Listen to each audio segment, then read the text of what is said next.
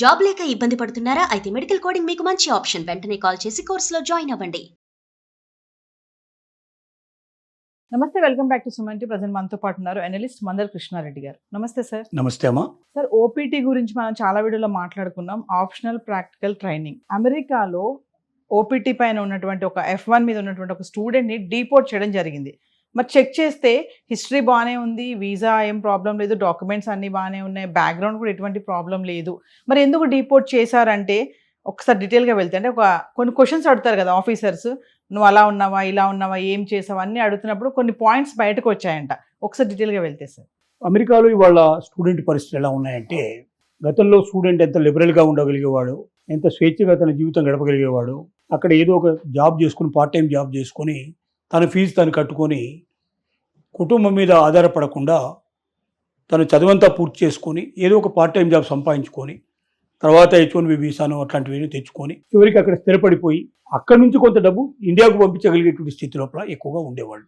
కానీ ఈ మధ్యకాలం లోపల వచ్చిన మార్పు ఏమిటంటే, తప్పు దొరికితే, పొరపాటు దొరికితే సెకండ్లలో డిపోర్టెడ్ చేసేసి ఆ దేశం నుంచి పంపించేందుకు ప్రయత్నం చేస్తాం.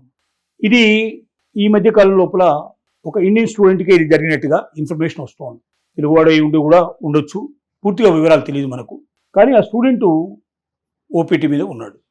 ఓపీటీ అంటే స్టడీ పూర్తయిన తర్వాత అతను కొంత పీరియడ్ ఇస్తారు.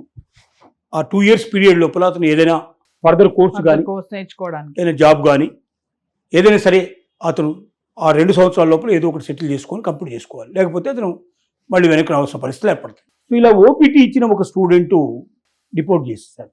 అదేమిటి, పోనీ అతను వెతికి చూస్తే అతను చాలా మంచివాడు, నిజాయితీపరుడు, ఎక్కడ ఏ రకమైనట్టు పార్ట్ టైం జాబ్ చేసుకోలేదు, ఎక్కడ అవకతవకలు పాల్గొనలేదు, అతను సోషల్ మీడియా కూడా చాలా నీట్గా క్లీన్గా ఉంది, అతని బ్యాంక్ బ్యాలెన్స్ కూడా చాలా పర్ఫెక్ట్గా ఉంది. ఇంకా మొబైల్ కూడా చెక్ చేశారంట సార్, ఒక ఫోటో దొరికింది. అదే, అన్నీ బాగానే ఉన్నాయి. కానీ మొబైల్ చెక్ చేస్తున్నప్పుడు ఒక ఫోటో దొరికింది. ఆ ఫోటో ఏమిటంటే ఫుడ్ డెలివరీ చేస్తున్నటువంటి ఒక ఫోటో. అది దానికి కూడా అతను ఎక్స్ప్లెనేషన్ ఇచ్చాడు. డెలివరీ నేను చేయలేదు, డెలివరీ అయిన తర్వాత నేను తీసుకున్న దాన్ని నా ఫ్రెండ్కు దాన్ని నేను పంపించాను. అందువల్ల నేను తీసుకున్న ఫోటో అవతల నా ఫ్రెండ్కి ఇచ్చినప్పుడు నేను ఫోటో తీసుకున్నాను, ఎందుకంటే సరదాగా ఉంటుందనే ఉద్దేశంతో ఫోటో తీసుకున్నా తప్ప నేనేమి ఫుడ్ డెలివరీకి నేను పాల్పడలేదు, పార్ట్ టైం జాబ్ నేను చేయలేదు చెప్పడం నిరూపించుకున్నాడు. కన్విన్స్ అయ్యింది. ఇంతవరకు బాగానే ఉంది. తర్వాత ఏంటంటే అతన్ని నెక్స్ట్ లెవెల్కి పంపించారు. అక్కడ ఆఫీసర్స్ అంతా తరువుగా పైనుంచి కిందాక ఎగ్జామ్ చేస్తూనే ఉంటారు. అన్ని విభాగాల్లో కన్ఫ్యూజన్ చేసే ప్రయత్నం చేస్తారు, వాస్తవాన్ని రాబట్టే ప్రయత్నం చేస్తారు, ఎక్కడైనా దొరుకుతాడేమో అని ఎక్కడో దగ్గర దొరికించుకునే ప్రయత్నం చేస్తారు. ఎందుకంటే వీలైనంత వరకు వాళ్ళు వదిలించుకొని బయటికి పంపిద్దామనే ప్రయత్నంలో ఉన్నారు తప్ప పర్ఫెక్ట్ జెంటిల్మ్యాన్ కావాలి, అతను అమెరికాకు ఉపయోగపడాలి, అమెరికా నుంచి ఏమి ఆశించకుండా అమెరికాకు ఉపయోగపడే వ్యక్తులే మాకు కావాలి. ఆ ప్రాసెస్లో ఇతను అన్ని రకాలుగా పర్ఫెక్ట్, అంటే మిగతా వాళ్ళతో కంపేర్ చేసినట్టయితే ఈజ్ ఫార్ బెటర్ పర్సన్, అన్ని రకాలుగా కరెక్ట్ ఉంది. అయితే ఆ క్వశ్చన్ మీద క్వశ్చన్ అడిగేసరికల్లా కన్ఫ్యూజన్లో అతను తన నిజాయితీగా, నువ్వు ఏదైనా డ్రింక్స్ గిట్లా ఏమైనా తీసుకున్నావా, ఏదైనా డ్రగ్స్ ఏమైనా తీసుకున్నావా అని అన్నప్పుడు నేను వీటి తీసుకున్నాను అని అతను ఒప్పుకున్నాడు. అది ఒక రకమైన డ్రగ్ చెప్పాడు, అది ఒప్పుకున్నాడు అతను. ఒక్కటేసారి నేను తీసుకున్నాను, అది నా ఫ్రెండ్స్ బలవంతంలో తీసుకున్నాను అని అతను ఒప్పుకున్నాడు.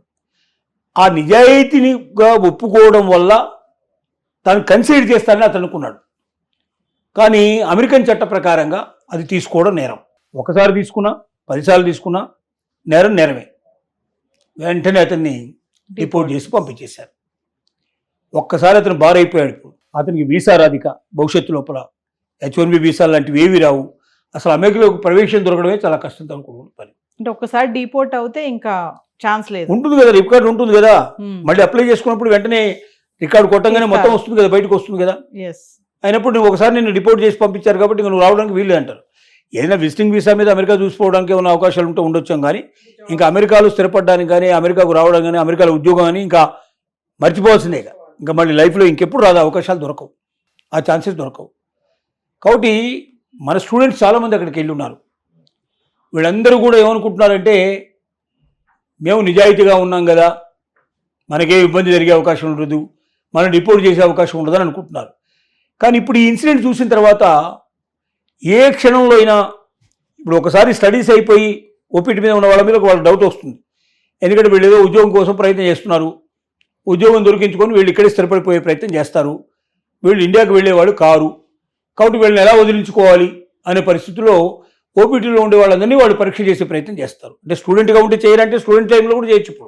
ఇప్పుడు ఏ క్షణంలో అయినా ఎప్పుడైనా సరే అనుమానం వస్తే, లేక సోషల్ మీడియా గురించి కొంత చెక్ చేస్తే, లేక కెరియర్లో ఎక్కడైనా తేడా వచ్చినా వెంటనే పట్టుకొని డిపోర్ట్ చేసి పంపించడానికి సిద్ధంగా ఉన్నారు.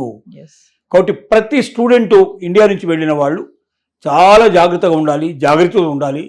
ఒకవేళ ఏదైనా పొరపాట్లు చేసినా నిజాయితీగా దాన్ని నేను ఒప్పుకుంటే నాకు అమెరికన్ గవర్నమెంట్ క్షమాభిక్ష పెట్టేసేసి నన్ను నెత్తిరికి ఎత్తుకుంటుందని అనుకోవడం కరెక్ట్ కాదు. అంటే అమెరికాలో చట్టాలు చాలా స్ట్రిక్ట్గా ఉంటాయా? చాలా స్ట్రిక్ట్గా ఉంటాయి. ఇప్పుడు ఇండియా లోపల అమెరికాకు మించిన చట్టాలు ఉన్నాయి. మనది 100 పేజీల గ్రంథం, కానీ అక్కడ చాలా వేళ్ల మీద లెక్క పెట్టినటువంటి పేజీలతో ఉండేటువంటి చట్టాలు ఉన్నాయి. చట్టం ఎంత స్ట్రిక్ట్గా ఉంటుందంటే వాళ్ళకు వీలైనంత తొందరగా, మనలాగా సంవత్సరాల తరబడి ఇవి జరగవు, ట్రయల్స్ జరగవు. మన దగ్గర జరుగుతాయి, అమెరికాలో జరగవు. అమెరికాలో మ్యాక్సిమం 3 months, 6 months, 1 year లోపల ఖచ్చితంగా జైలుకు పంపించేటువంటి పరిస్థితులు, అంటే వాళ్ళని శిక్షలు పడేటువంటి అవకాశాలు చాలా ఎక్కువ ఉంటాయి. చాలా తొందరగా జడ్జిమెంట్ వస్తుంది, తొందరగా డెసిషన్స్ తీసుకుంటారు. తర్వాత ఇప్పుడు ఈ మనం రోడ్ల మీద వెళ్ళే వెహికల్స్ ఉన్నాయి, మనం ఇష్టం వచ్చినట్టుగా రాంగ్ వేలో వెళ్ళినా లేక తప్పులు చేసినా, ఏదైతే డ్రైవింగ్ సిస్టమ్ లోపల తప్పులు చేస్తే అసలు వాడు ఎవడు మనం కనబడడు. అంతా సీసీ కెమెరా లోపల వెంటనే తీసేస్తారు. వాడికి పెనాల్టీ పడుతుంది. పెనాల్టీ వాడి బ్యాంక్ అకౌంట్లోంచి ఎప్పుడు డబ్బులు ఇమ్మడిగా తీసేసుకుంటారు. అంటే అది శిక్ష పడేటువంటిది కాకుండా వాళ్ళు పెనాల్టీ వరకు అయితే అప్పటికప్పుడు వసూలు చేసేస్తారు. అంత స్ట్రిక్ట్గా ఉంటుంది పరిస్థితి. కాబట్టి అమెరికన్ సిస్టంలో తొందరగా శిక్షలు పడతాయి. ఏ ఒక్కరిని కూడా వదిలిపెట్టకుండా వీళ్ళని తూర్పు ప్రయత్నం చేస్తారు. కాబట్టి మన వాళ్ళు మరింత జాగ్రత్తగా ఉండాలి. అమెరికాలో మీరు స్టడీ పూర్తి చేసుకొని ఉద్యోగం సంపాదించుకోవాలంటే అక్కడున్న చట్టాలని గౌరవించి, ఆ చట్టాలని తూచా తప్పకుండా పాటించి, ఏమాత్రం డీవియేషన్ లేకుండా ఉంటేనే మీరు భద్రంగా పూర్తి చేసుకోగలరు. లేకపోతే ఏ క్షణంలో అయినా సరే మిమ్మల్ని డిపోర్ట్ చేసి పంపించే అవకాశం ఉంది. తర్వాత మీరు ఏ ప్రయత్నం చేసినా అమెరికాలో స్థిరపడడానికి మీకు అవకాశం మాత్రం ఉండదు. Thank you.